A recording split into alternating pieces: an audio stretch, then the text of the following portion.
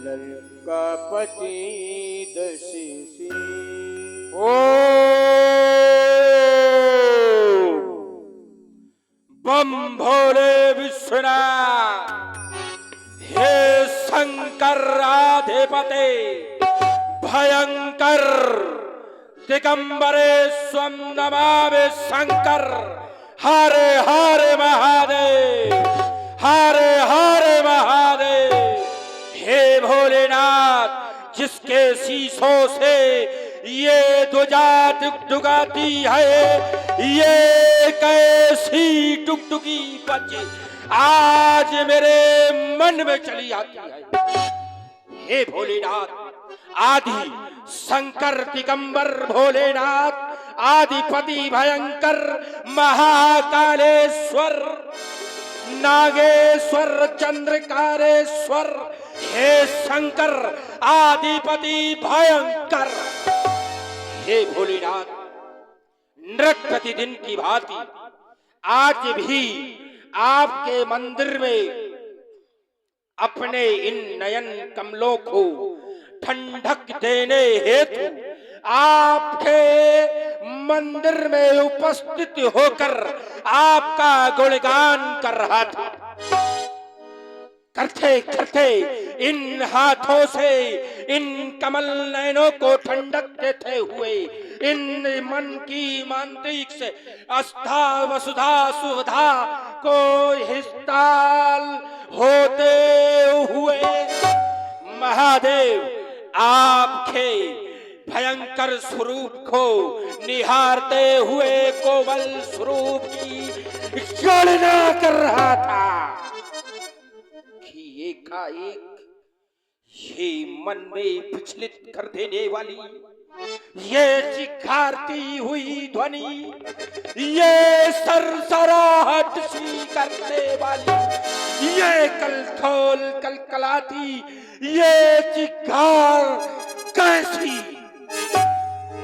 कौन कह रहा शस्त्र संभालो, कौन कह रहा शस्त्र संभालो, पुनः इस धरा, ये पुनः धरा को विजयी बना लो। क्या पुनः धरा को विजयी बना लो?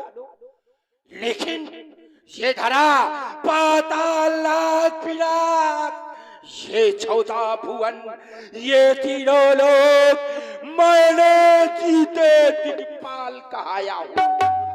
मेरे भय से ये देवता गण भी कंदराओं में छिप जाया करते हैं। मैं रावण बड़बंका, मेरी सोने की लंका। लेकिन आज ये कौन कह रहा सावधान? ओह, ये नादान छोकरे, रुक जाओ वहीं पर।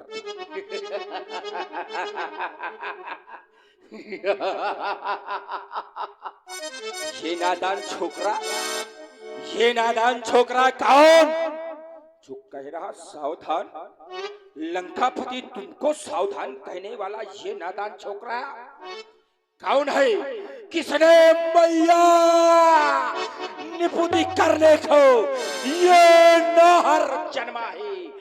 ये कैसी छत्राणी माई ने, ये कैसी छत्राणी माई ने अपने निपुति करने को ऐसा नहर जन्मा है?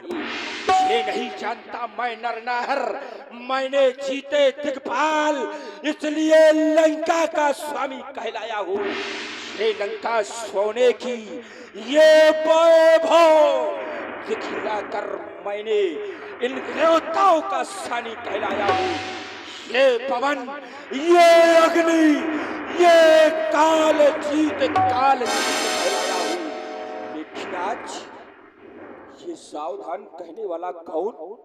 ओह, ये पश्चिम, ये पूरब, ये उत्तर, ये दक्षिण, ये दसों दिशाएं क्यों चरमन करती है?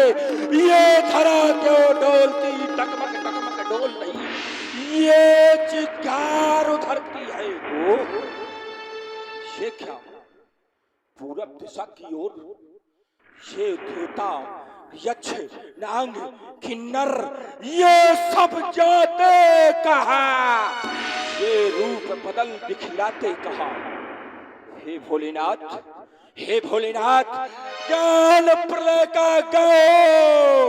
हे भोलेनाथ, नाचो डम डम टिक कर अपनी दशरथ कर, दसो नस 16 सिंगार दिखाओ। हे भोलेनाथ नाचो प्रलंकर, हे भोलेनाथ नाचो प्रलंकर। हे भोलेनाथ, आप नित्य प्रतिदिन की भांति इस लंका में उपस्थित होकर इस दशानन रावण को सतगुण की बातें सुनाया करते थे। हे भोलेनाथ, आप नित्य प्रतिदिन की भांति लंका में उपस्थित होकर सतमार्ग दिखाया करते थे, लेकिन आज ये क्या हो गया भोलेनाथ? आप मौन मौन, ये आप मौन कैसे? क्या हमसे कोई दुष्टि हो गई? मैंने तो अपने शीशों को काट काट आपको अर्पण कर आपको प्रसन्न बनाया था। इन्हीं भुजाओं से मैंने ये कैलाश पर्वत उठाया था, लेकिन आज मौन। हे भोलेनाथ, क्या कारण, क्या कारण जो आप मौन है? एक भक्त की विपाशा को शांत करना भगवान का कर्तव्य होता है, लेकिन आज उस विपाशा रूपी प्यास को आप शांत नहीं कर सकते। कोई बात नहीं, मैं अपनी योग माया से ज्ञात करूंगा क्या बात है, कौन सा कारण है। ओ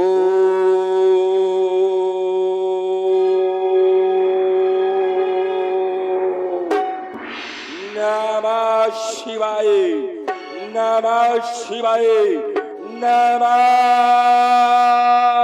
शिवाय। ओ ज्ञात हो गया, लक्ष्य सीता, आयोजन धनुष यज्ञ का, रचा स्वयंवर सीरज ध्वजने, ये सम्मुख काल मेरा लाने को। तो सीरज ध्वज, ये तू नहीं जानता कि मेरा काल इस धराधाम पर नहीं उपस्थित हो सकता? तो क्या वही ब्रह्म आ गया? क्या वही ब्रह्म आ गया जिसे ब्रह्मा विष्णु महेश आदि देवगण भजते दिन रात? क्या वही ब्रह्म आ गया? अगर वही ब्रह्म आया है तो ये रावण छाये का दर्शन नहीं करेगा, स्वयं को प्रस्तुत कर देखेगा। अगर वह नारायण है, वह ब्रह्म है, तो फिर भी पूजा अर्चना नहीं करेगा, क्योंकि बोया फूल, ये बोया पेड़ बबूल का, तो फूलों की आस नहीं करती। ये तामसी दे दी है, इनसे घंटा घलियाल नहीं बजेगा। जाऊंगा और देखूंगा, अगर वह ब्रह्म नहीं होगा तो उसका शीश यही काट दूंगा। लंका के प्रतहारी हमारा पुष्पक विमान सुसज्जित किया जाए। और अभी आपने महाराज लंकेश जी को सुना और देखा, और लीजिए बाणासुर की भूमिका में। ओम नमः शिवाय, ओम नमः शिवाय। जय जय जय शिव शंकर, जय जय जय अखिलेश्वर, जय जय जय भूतेश्वर, जय जय जय शशि शेखर, पार्वती पति हर हर हर महादेव। हे भूत भवन भगवान शंकर, आज आपका यह दास आपके चरणों में अपना ध्यान समर्पित कर रहा था, आपके चरण कमलों का ध्यान कर रहा था, लेकिन अचानक मेरा यह मनमानस उस पावन वसुंधरा की ओर क्यों खींचा चला जा रहा है शिवाकांत? जिस पावन वसुंधरा को हमारे पिता बलि ने दान में दे दिया था, क्या उस पावन वसुंधरा में फिर किसी पापी पाखंडी का अत्याचार दुराचार या चर्म सीमा पर है, जो वो पावन वसुंधरा ये अपनी भुजाएं फैलाकर ये बाणासुर से दया की ये भीख मांग रही है। यदि ऐसा नहीं तो क्या उस पावन वसुंधरा का, श्रोणितमयी वसुंधरा का कोई कण रक्त से निमग्न होने के लिए ये ललायत हो रहा है? शिवाकांत, हे भोलेनाथ विदित करावे, ये तूफान उठी आंधी, ये पत्ते के शब्दों उठी क्यों? मेरी अचल समाधि, ये समाधि भंग होने का कारण क्या है?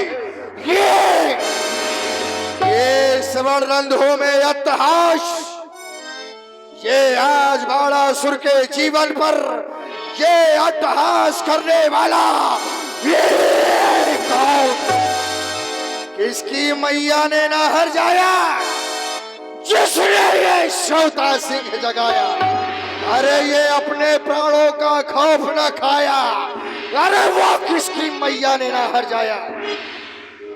बार बार जागो जागो, ये जागो बाणासुर। शब्द की प्रवृत्ति मेरे स्वर्ण रंध्रों में हो रही है, अट्टहास की ध्वनि सुनाई दे रही है। दृष्टिपात करता हूं तो ये आकाश मंडल में देवता, वो दानव, यक्ष, गंधर्व, ये सभी अपने भेष को परिवर्तित करके ये आज वायुमंडल में भ्रमण कर रहे हैं। ये दसों दिशाओं में उठने वाला ये भूचाल आज मेरे हृदय को अशांत कर रहा है। शिवाकांत, अरे ये कौन कर रहा त्रास? किसने छोड़ी जीने की आस? ये कौन कर रहा त्रास? या आदि शक्ति ने शक्ति छोड़ी, या फिर ये वाहन, या फिर ये वाहन ये उनका गुर्राया, या फिर शिव ने नेत्र तीसरा खोला, या पड़ गया उस प्रभंजन का मंद प्रकाश। ये कौन कर रहा त्रास? अत्रहास करने वाला कौन? भोलेनाथ, आज हृदय में बड़ी अशांति है, बड़ी व्याकुलता है, लेकिन आपकी दी हुई उस ध्वजा को देखता हूं अपने महल पर, तो आज भी, अरे आज भी वो ध्वजा अपनी गर्वीली आन बान शान से हमारे इस महल पर फहरा रही है। फिर ये सावधान सावधान करने वाला कौन? आप ही ज्ञात करावे शिवाकांत, कारण क्या है? कारण क्या है? ओम नमः शिवाय। कारण बड़ा ही दिव्य है, क्रोध करना ही व्यर्थ था। कारण बड़ा दिव्य है। कारण में जब मैंने जाना तो पाया कि जन्मी जाकर दिव्य धरा में पावन परम पुनीता, अरे वो हर्षित होकर नृपति जनक ने रचो स्वयंवर सीता। राजा जनक ने अपनी पुत्री सीता का स्वयंवर रखा है, क्यों नहीं? राजा जनक कोई साधारण राजा नहीं है, राजा जनक है ज्ञानी, साधारण ज्ञानी नहीं, ब्रह्म ज्ञानी। ऐसे ही ज्ञानी राजा भगवान शंकर के आयुध के माध्यम से उस परमात्मा की खोज हृदय से साधवान है राजा जनक तुम्हें। लेकिन ये कौन? आकाश मार्ग से जाने वाला पुष्पक विमान? तो क्या ये लंका का राजा रावण? अवश्य ही आज ये मिथिला की ओर प्रस्थान कर रहा होगा, क्योंकि खूब जानता हूं इसको जिस जगह आज ये जाएगा। अरे ये मत में मत वाला रावण है, सब मनमानी कर दिखलाएगा, लेकिन हो जा सावधान सावधान। जब तक ये पाताल निवासी जिंदा है तू मनमानी ना करने पाएगा। बस अब करूं प्रस्थान मिथिला को यही आज्ञा पुरारी की, न बैठूंगा कभी भी मैं स्वायस उस गंगधारी की। चलना चाहिए मिथिला की ओर। बाप विश्वनाथ, बाप विश्वनाथ, बाप विश्वनाथ।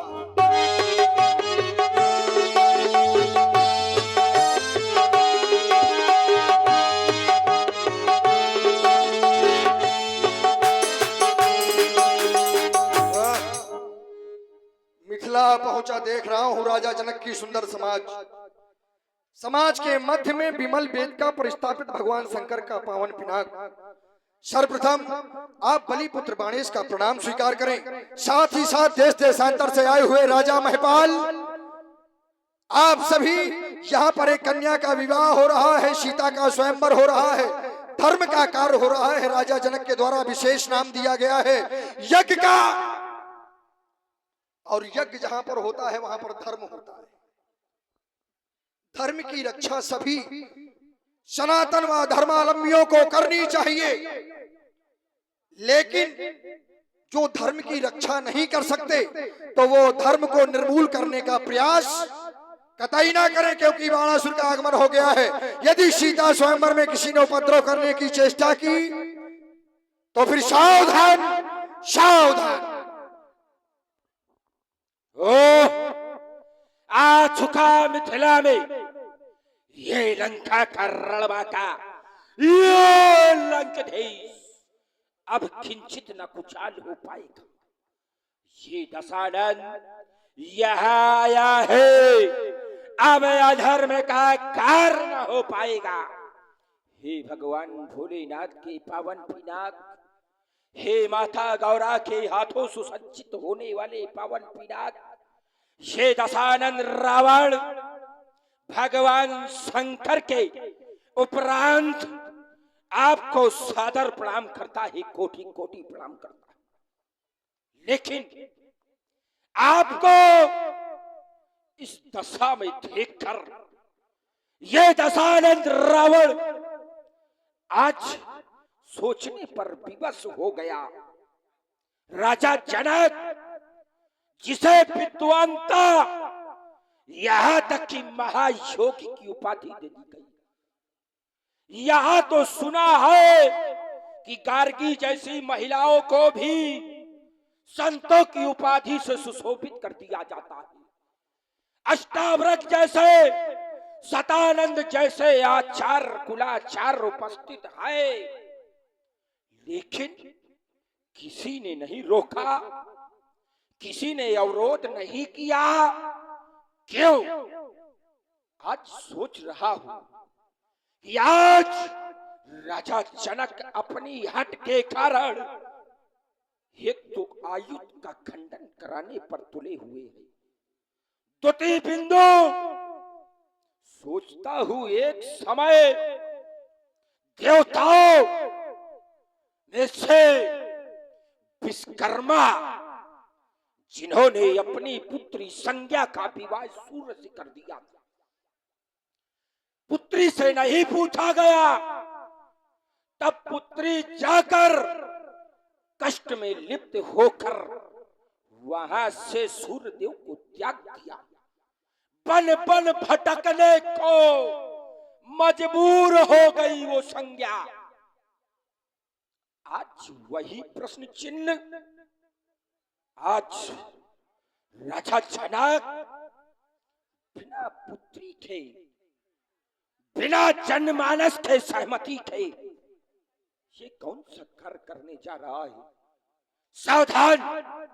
अगर जो भी आयुध को हाथ लगाएगा वह रावण जीवन भर उससे बैर निभाएगा, जीवन भर उससे बैर निभाएगा। सावधान! बड़ी ही सुंदर समाज थी। मैं जानता था अवश्य ही, क्योंकि ऐसे व्यक्ति का आगमन हुआ था जो स्वभाव से ही दुष्ट है। संसार में बहुत से लोग ऐसे होते हैं कि उस कार्य से अपना कुछ बनता भी नहीं है, बिगड़ता भी नहीं है, लेकिन विरोध करना उनके स्वभाव में ही होता है। ऐसे लोगों के लिए कह दिया जाता है कि बैर अकारण सबका होते, अकारण बैर ले लेते हैं। लंका के राजा रावण का आगमन हुआ है, चलते हुए कार्य में अवरोध उत्पन्न कर दिया। चलकर मिलना चाहिए। वेदाध्यायी कंचन नगरी के सम्राट पौलस्त्य कुलभूषण, लंका के भगवान, जय जय भगवान शंकर की। ब्रह्मा से मारीच, मारीच से कश्यप, कश्यप से हिरण्यकश्यप, हिरण्यकश्यप से प्रहलाद, प्रहलाद से बैलोचन, बैलोचन से बलि, बलि बुधवार। जय जय शंकर की, जय जय शंकर की। मिथिला में आपका आगमन हुआ, बड़ी प्रसन्नता हुई, क्योंकि आप जैसा विद्वान ब्राह्मण जहां पर पहुंच जाए तो व्यक्ति की कुछ आशा की किरणें जागृत हो जाती है। क्योंकि रावण जिस स्थिति में है, जिस कालखंड में है, एक अपना नाम, अपनी एक कीर्ति, अपना एक यश लेकर इस संसार में जीवित है। ऐसे महान विद्वान का मैं स्वागत करता हूं, लेकिन ऐसे व्यक्ति के द्वारा जब कार्य निम्न कोटि के किए जाने लगे तो फिर सोचने पर विवश हो जाता है व्यक्ति। आपका आगमन मिथिला में हुआ है,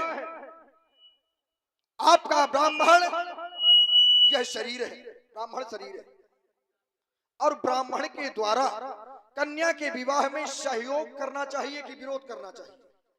क्यों? ब्राह्मण का तो कार्य ही है कि धर्म की रक्षा करे, धर्म करवावे, ना कि धर्म का विरोध करे। बाणासुर जी के द्वारा बहुत से विकल्प रखे गए, बहुत अच्छी अच्छी बातें कही गई।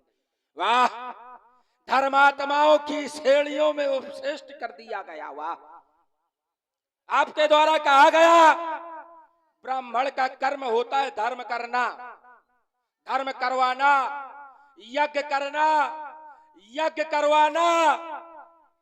वाह, ब्राह्मण का कर्तव्य ये भी होता है अगर कहीं अधर्म हो रहा हो तो उसको रोकना। और आज मेरी दृष्टि में ये अधर्म हो रहा, अगर किसी ऋषि मुनि ब्राह्मण की हत्या हो रही है और ब्राह्मण ना बोले तो ब्राह्मण होने पर उसको कलंक। और आज यहाँ एक ब्राह्मण ऋषि की हत्या, इसलिए हम बोले भाई ये भी तो अधर्म है। यहां तक कि हमारे द्वारा बहुत से धर्म कार्य कराए भी गए, और यहाँ तक कि ये कह दिया जाए कि धर्म को स्थापना करने हेतु हमारा जन्म हुआ। अगर हम न होते तो ये धर्म को टिकाने वाला, ये धर्म को पहचानने वाला, जिस धर्म की तुम बोली डंका लगा रहे हो उसको पहचानने वाला कोई ना होता। श्री बाणासुर,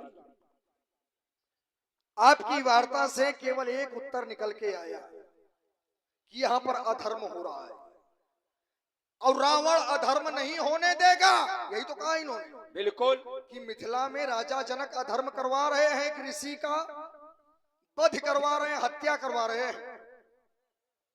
तो मैं आपको बड़े कम शब्दों में ये बता दूं कि जिसे आप हत्या कह रहे हैं, दरअसल वो हत्या नहीं है, वो वध नहीं हो रहा।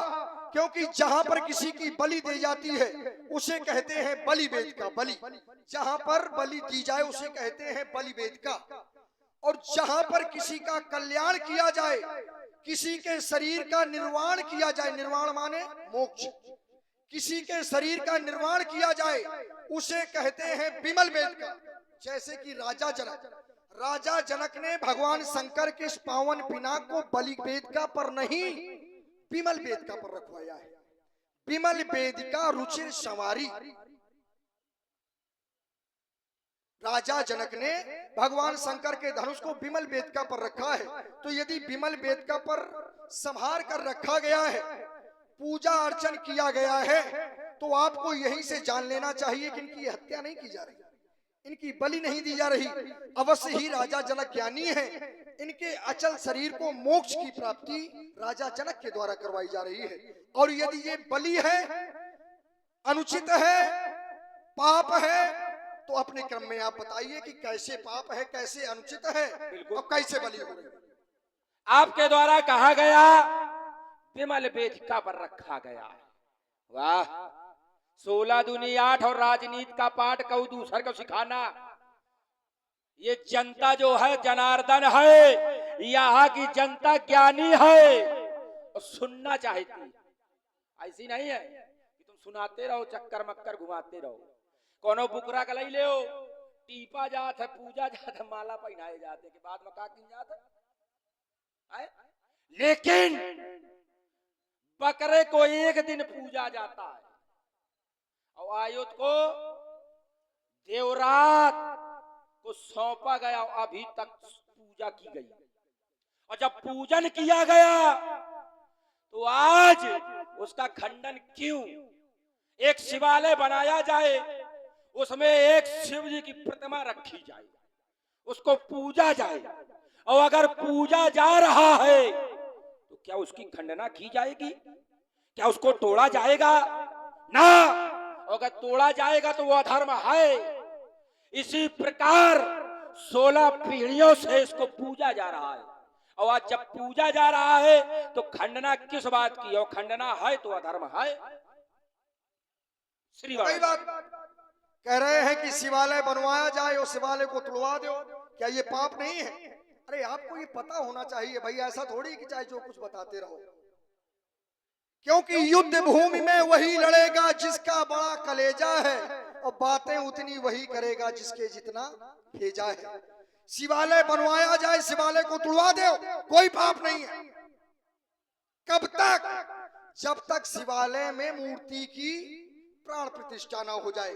तो वहां पर शिवालय पूजनी है कि मूर्ति पूजनी है? एक क्षण हमने शिवालय के साथ प्रतिमा को भी कहा है। नहीं, बीच में नहीं। मंदिर पूजनी होता है कि मूर्ति? आप लोग मंदिर में जाते हैं तो मूर्ति की पूजा करते हैं कि मंदिर की? मंदिर बनवा दो कितना भी सुंदर हो, उसमें मूर्ति ना हो, बताओ उसका क्या मूल्य है? यहां पर यह धनुष विशेष नहीं है, धनुष विशेष नहीं है। यहां पर एक ऋषि के प्राण अभी तक इसमें स्थित हैं, ऋषि के प्राण स्थित हैं, और राजा जनक है ज्ञानी। यदि किसी का कल्याण हो रहा है तो क्या राजा जनक ऐसे कार्य से वंचित रह सकता है क्या? नहीं। जिस समय जीवित शरीर की हड्डियां मांगी गई, उनकी पत्नी वहीं पर थी। उनकी पत्नी के द्वारा पूछा गया, सुबाचा पत्नी के द्वारा पूछा गया कि अभी प्राण स्थित हैं, इनका तरन तारण कैसे हो गया? क्योंकि ये शरीर अचल हो गया। जब तक शरीर था, मनुष्य देह थी, तब तक ये अपने शरीर के उत्थान का कृत्य कर सकते थे, लेकिन अब ये स्थित हो गए, धनुष हो गए, ने कोई चलाएगा, चल नहीं सकते। इनका तरन तारण कब होगा? प्राण अभी स्थित है। तब देवताओं ने आश्वासन दिया कि त्रेता के चौथे चरण में जब परमात्मा का जन्म होगा और उन्हीं के ही हाथों के द्वारा इनका खंडन होगा, तभी इनका कल्याण हो जाएगा। ये समय काल भी वही चल रहा है, त्रेता का चौथा चरण चल रहा है, परमात्मा का भी अवतार हो गया, ये सब कोई जानता है, केवल बाणासुर नहीं।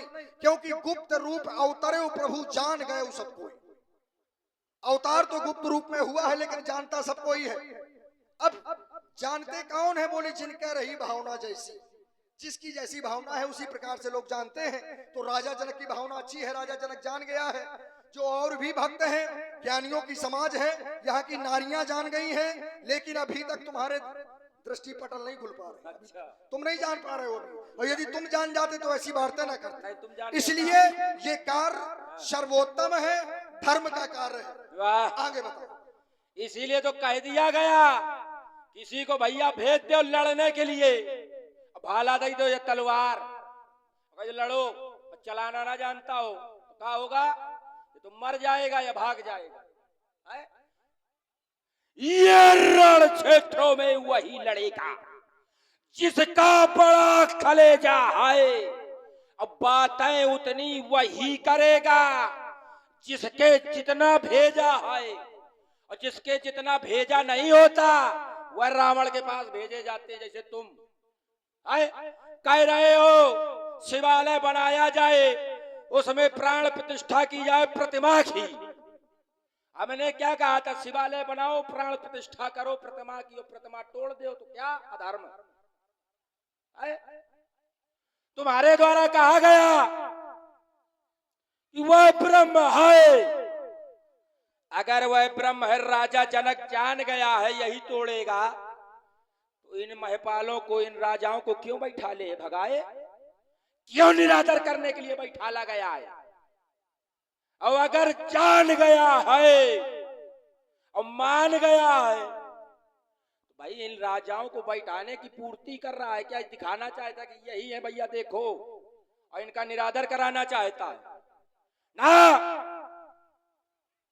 अगर ये आयुध है, आपने कहा चौथे चरण में टूटेगा त्रेता के, कौन से मनवर्तर का त्रेता? कौन सा त्रेता? कौन सा देव? कौन तोड़ेगा? कहां लिखा है? एक ठो प्रमाण दो। ऐसी बातें लंबी लंबी ना फेंको भाई। कौन सा त्रेता होगा, कौन से मनवंतर का त्रेता होगा, कौन तोड़ेगा, ये अभी विलुप्त है, संक्षिप्त में है, लेकिन उसको उखाड़ा नहीं गया। कौन तोड़ेगा, कौन सा त्रेता होगा। अरे तो ये तुम्हारे समझ में थोड़ी आएगा ना। अब सुनो। अच्छा, तुम्हारे समझ में आ गया? अरे बिल्कुल, क्योंकि इसको देखने के लिए, इसको समझने के लिए, अच्छा तुमने देखा बड़ा है? व्यक्ति को शुद्ध प्रबुद्ध होकर, तुमने देखा है? अरे इधर सुनो, देखो ये लप लप ना करो बीच में, सुनो। केवल हम तुमको इतनी देर से झेल आ रहे हैं। अच्छा देखो, यदि परमात्मा का ये धनुष है भगवान शंकर का, और भगवान शंकर कोई साधारण नहीं है। कह रहे हैं कि यदि राजा जनक जानता है कि धनुष को कौन तोड़ेगा, तो इन राजाओं का अपमान का है। अच्छा, अपमान किसका होता भैया? क्या राजा जनक ने किसी को बुलाया है का? पूर्वाहर सर सरित सुहाई कछुक भूप उतरे तह जाई। नगर के बाहर राजा आए, वहां रुक गए। राजा जनक ने किसी को कुछ नहीं कहा, व्यवस्था है, सेवक है। राजा क्यों आए? देखो बीच में नहीं, परेशान हो जाओगे। राजा जनक ने किसी को व्यक्तिगत किसी का कोई स्वागत नहीं, लेकिन राजा जनक जिसको जानता है उनकी व्यवस्था क्या है? तो बोले सुंदर सदन, सर्वप्रथम सुंदर सदन। और ये सुंदर सदन क्या है? सुंदर सदन मिथिला में क्या कोई साधारण है क्या?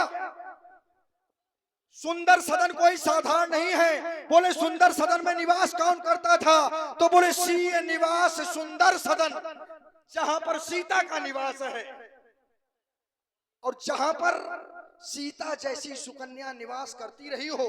राजा जनक ने कहा, बेटी अब कुछ समय के लिए आप अपनी माता श्री के पास रह लो, क्योंकि कुछ ऐसे अतिथि आ गए हैं जो कि केवल इसी के योग्य हैं। मेरी मिथिला में कोई ऐसा स्थान नहीं है जहां मैं उन्हें बिठा सकूं, जहां मैं उन्हें ठहरा सकूं, तो ऐसे विशेष स्थान पर उन्हें रख दिया गया। इधर हो गई। जब, अरे इधर सुनो, वैसे कैसे होगा? अब ये तुम्हारे बस का विषय नहीं है, केवल सुनो। इसके बाद में जब वहां से आए तो बोले सब मंचन ते मंच एक सुंदर विशद विशाल, मुनि समेत दो बंधुवर बैठारे महिपाल। राजा जनक ने यहाँ पर भी उत्तम व्यवस्था। अच्छा और रुक ले, ये दो व्यवस्था जानने की। तीसरी, यहाँ की नारियां, यदि प्रजा के लिए कहा गया है कि पुरनर नाट सुभट सुचंता धर्मशील ज्ञानी गुणवंता, तो नारियों ने जान लिया